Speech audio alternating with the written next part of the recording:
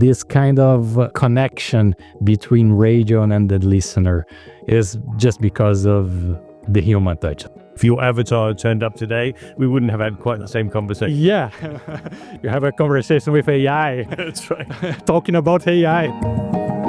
AI is reshaping radio's entire workflow, from script writing and editing to music selection, audience analytics, automated playout, and real-time multilingual translation.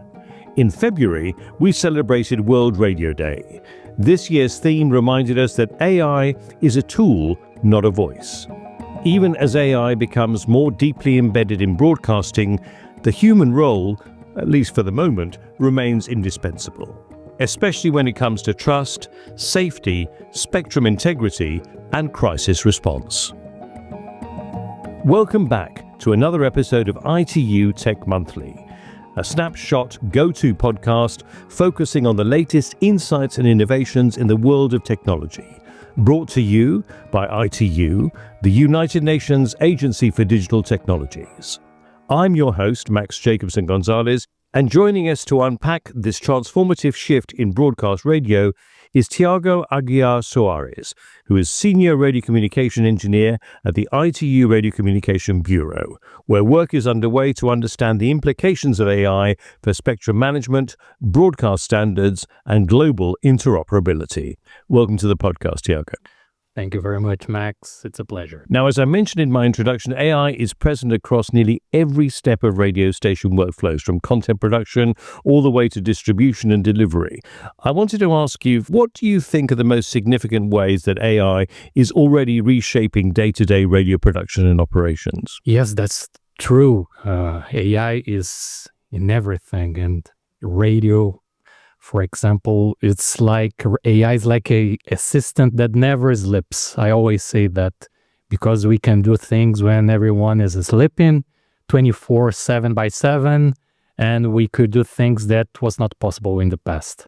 The most obvious one is creating things. I think that everyone is creating using AI as an assistant, using LLMs, using open source apps, but there are some specific applications directly to broadcasting and radio that provides richer environment to create. And for example, I'll give you some examples. Transcripting, for example, is very common.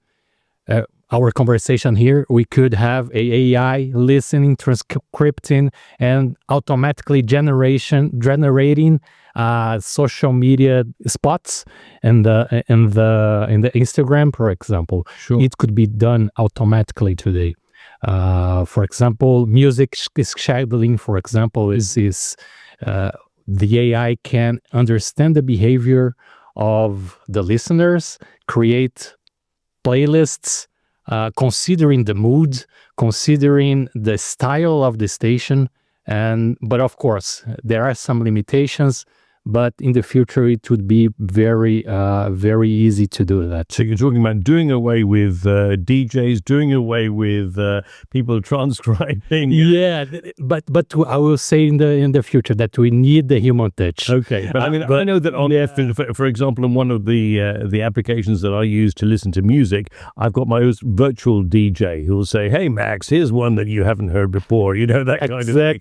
Which it gets it's interesting, and they do come up with some interesting suggestions, but I think it would be difficult to replace something like the presenters on the Today program on Radio 4, for example. Exactly, and that's why this human touch is important. We have some synthetic voices that you can create ads automatically. This is another application that is being used.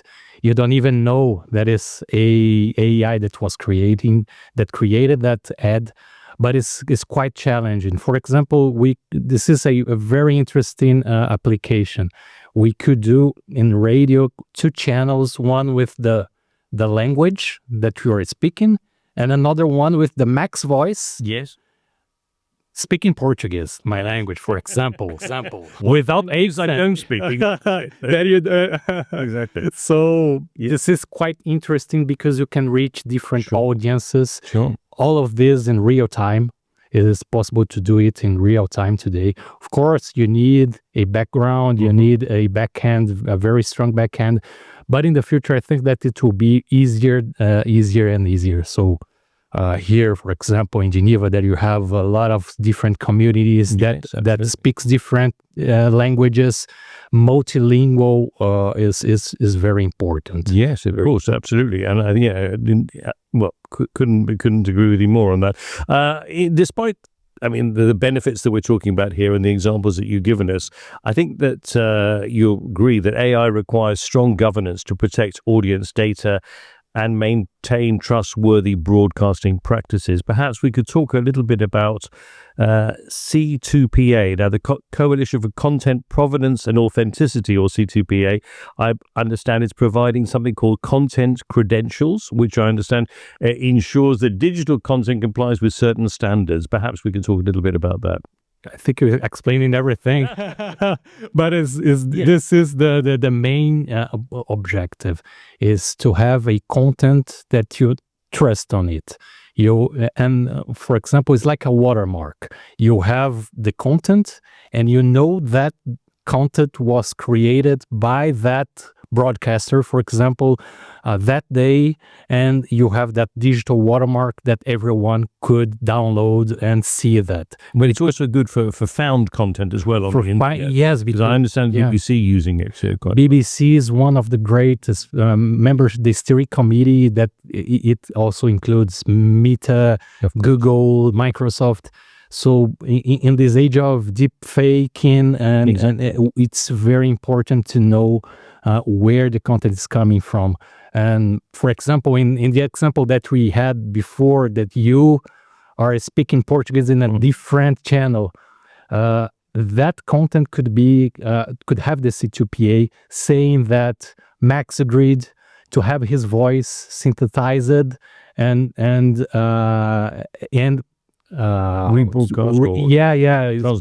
translated automatically. So because we could have deep fake using voices, that is quite challenging today, and that's why C2PA is so important to in this media context. Not only broadcasting, it's very important because the broadcasting sector reached millions of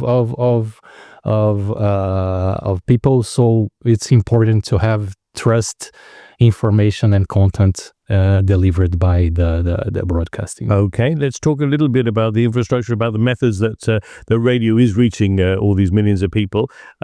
As AI becomes more embedded in broadcasting systems, the need to protect spectrum integrity, which is ensuring that radio services can operate without harmful interference, becomes even more critical. I wanted to ask you, how can AI tools help here, such as, to be used to support spectrum efficiency and interference detection? Yes, spectrum is a key element for broadcasting, especially radio wave broadcasting, because today a station is not only using radio waves, a station is also a TV today, because we have social media and we have a lot of things. But spectrum is still very important. And in the past, I think to verify interference, it's quite reactive. Engineers wait the interference or someone to claim, go there, verify if it's okay, and act. But today, no, we could have specialized agents that will analyze the data in real time, right? Verify any anomalies in the signal strength or interference, and flag it to the engineer. So it will not replace an engineer, but will make things easier to analyze, because I will go there at that time and that position and could verify if the interference is really occurring or not. And there are quite a lot of applications on AI on the spectrum management, like dynamic use of a spectrum. Different system can talk with each other and use different power according to the environment of the prediction of the of propagation models. But it's a long road, and in this is quite interesting. But we need a lot of engineer to keep the eye on the application. Exactly. I was going to say, are there any particular risks that one should be aware of as AI becomes more embedded in broadcasting systems? Yeah, for example, in this in using spectrum, there are some possibilities of tune the transmitters automatically. Yes.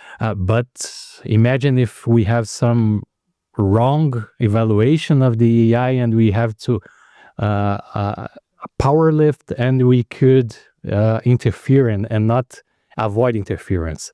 That's also why bad actors essentially coming in there and trying to disrupt. Cybersecurity is so important. So we have everything is connected. So AI could be an ally to protect the radio chain, the broadcasting chain, but it's also good to take care of the risks of putting not only AI but all the content in their internet. So sure. I think there are risks, and that's why the human touch and that we talk about it's not only in the production but also behind the scenes in the transmission chain. So we're not doing away with engineers just yet. Yeah, not yet. I still have a work to do in the next years. Indeed. Now, at ITU, we're regularly highlighting how radio continues to deliver vital warnings when other communication systems fail. I mean, especially during earthquakes and to conflicts and climate-related disasters. Why do you think that radio remains one of the most reliable tools in crisis situations, even in the digital age? And how can AI enhance early warnings? Yeah, broadcasting has a infrastructure that is very resilient. Right. And for example, it's kind of simple. A TV station, you have a transmitter, you have the cable that connects to the antenna, and that's it. You need energy, of course, power energy.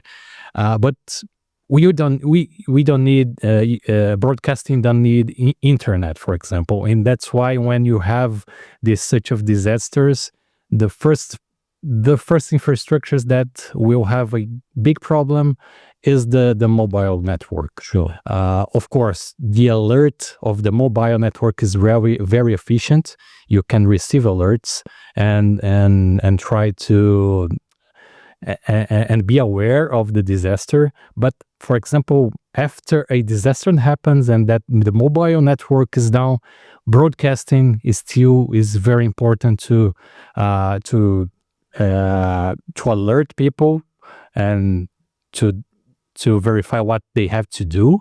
It's very common in earthquakes. You have to go to a place to have food, to have water, and sometimes you don't have internet connection. And that radio, especially radio, is incredible how radio is resilient. Because I know that in Spain last year, when there were all the big floods and all the infrastructure was down, people were rushing out to get wind-up radios. Yes. So when electricity wasn't there even. So I think there was a big run on wind-up radios as well. And so, I mean, it is a good idea to keep a radio at hand, essentially, to be able to receive, like you say, advice. Yes. And in Brazil, we also have problems with floods, for example. Yeah. And the antennas of broadcasting, they are in a different position of the mobile networks. Right. They are in higher places. Yes. And that's why it's kind of strategic having broadcasting as an important infrastructure to deliver content for early warnings and post events also. And we're not just talking about the big radio stations there, we're also talking about amateur radio enthusiasts as well, also chipping in. I mean, I know that with the Australian bushfires, for example, when the towers were down, etc., they were still being able to communicate with each other. Yes, and here in ITU we have an amateur radio that we could transmit information to that specific regions. That's it. We could be the epicenter, the early warnings here for Geneva, or at least for the local area here. Let's talk about the Radiocommunication Bureau. Let's talk about here, closer to home. How is the ITU Radiocommunication Bureau, in particular through its study groups, supporting the responsible integration of AI into broadcasting? Yeah, ITUR specifically has the study group 6 that works with broadcasting issues, so all the broadcasting chain, since the production, the assembly, and the transmission. And let's talk about the study groups themselves. How are they physically made up for people who are unaware of the internal machinations here at ITU? Yeah, study groups, they meet twice or 3 times a year. They are all the participants. Of course, they also work offline between the meetings. That's the important thing. But member states and academia present contributions, and these contributions, they are discussed, and it can generate reports or recommendations that are the main output from the study groups. The recommendations on technical issues are very important. And are industry involved in that, or is it just industry also are involved? And especially in broadcasting, the big broadcasters are also attending the meetings and presenting some proposals. And one of them is the AI, is how to use AI in the broadcasting chain. The study group 6 has a specific question on that. The question 144 is 144. Sounds very technical already. It's a little bit technical, but the questions, they provide some directions for the public, for the participants. And what is act right? And what is question 144? The question 144 is specific to AI and how AI affects program production, quality evaluation, and content assembly and transmission. The goal is to assure interoperability between the systems that are being used, also around the world.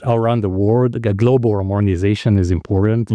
Today, the study group 6 has a report with different study cases on how AI is being applied in different processes of the broadcasting chain. But in the future, I think that new documents will be delivered, especially new recommendations are planning to be issued after these discussions come to an end. So and the study groups themselves, are they the ones that are born the award-winning standards? For example, study group 6, yes, for HDR was the last one, right? And then high definition TV, yes, maybe on AI in the future, but right. Anyway, it's a long path to develop a recommendation. Is quite challenging because you have different positions, you have different systems that sometimes they are fighting with each other. This is the correct. Yes, of course.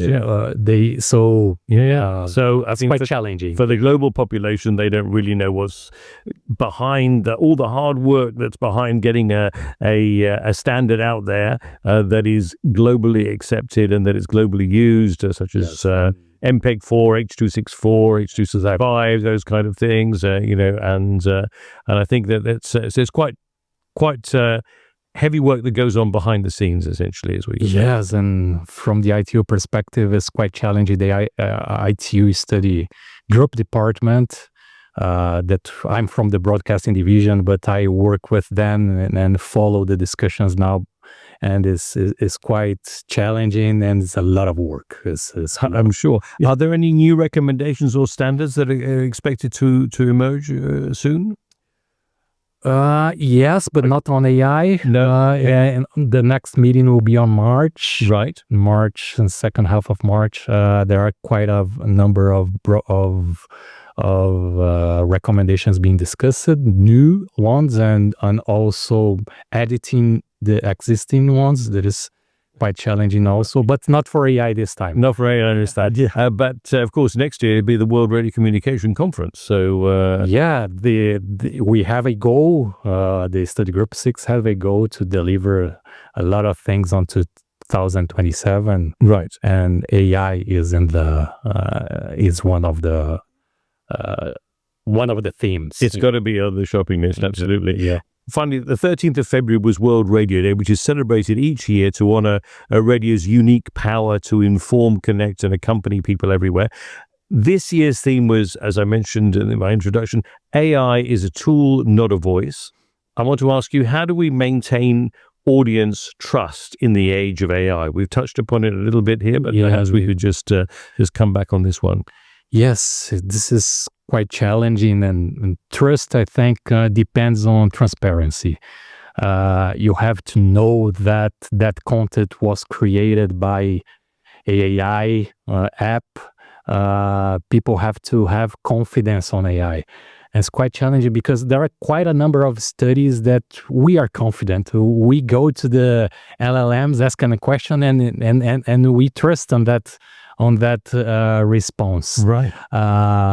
But of course, we need governance, we need trust, and we need human supervision, as we talked a lot. Human touch is quite important. In my perspective, a radio without humans will never exist. In my generation, at least, for me, I don't know the future generations, but for me, the human touch is quite important, and the human provide the governance, the trust, the transparency. We have the emotional feelings. We provide this kind of connection between radio and the listener. Is just because of the human touch. It's not because of the AI. The AI will help a lot, and it's helping a lot. But I think that the key words are transparency, governance, and the human touch, the human supervision, in my opinion, I think. Well, I think you're living proof. I mean, if your avatar turned up today, we wouldn't have had quite the same conversation. Yeah. You have a conversation with AI. That's right. Talking about AI. Talking about AI, exactly. Well, we promise you that Thiago was definitely here in the studio. Thank you very much indeed for sharing your valuable insights on this ever-evolving topic. AI, as we've discussed, really represents a major technological shift, but radio's strength still lies in trusted voices, reliable service, and its essential role during emergencies. I think it's safe to say that AI may accelerate workflows, optimize transmission, but ultimately I think we agree that radio's future depends on using AI to reaffirm and strengthen the human values that define the medium. Perfect. Excellent. Thank you. Thanks again, Thiago. So much. Thank you, Thiago. In closing, let me thank our listeners for joining us for this episode of ITU Tech Monthly. Don't forget to subscribe to us on your favorite podcast platform for more exciting discussions on the latest technological advancements and their impact on our world. In the meantime, you can find out more about this topic and many others at itu.int. Until next time, stay curious and keep innovating. ITU Tech Monthly was directed and presented by me, Max Jacobson Gonzalez, and produced and edited by Jennifer McLeod. ITU Tech Monthly is an ITU digital production.